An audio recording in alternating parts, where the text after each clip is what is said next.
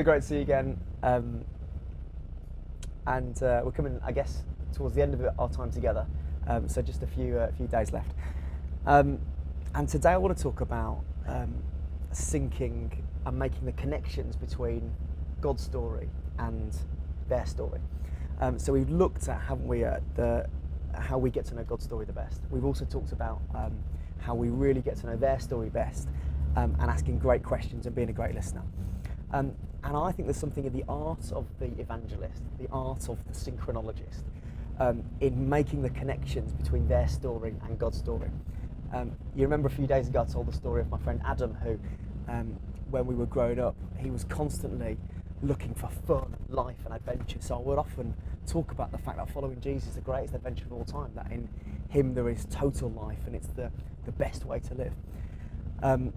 If you're talking with someone and their story is one of asking the question, who am I? You might frame the gospel and use the themes of the fact that God gives us identity. If their story is one of family and brokenness, you might say that becoming a Christian is being part of the biggest family on earth, the church.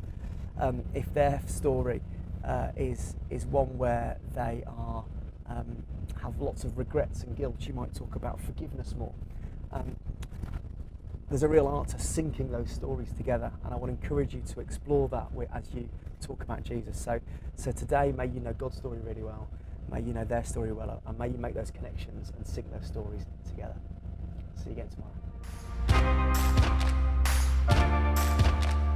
tomorrow.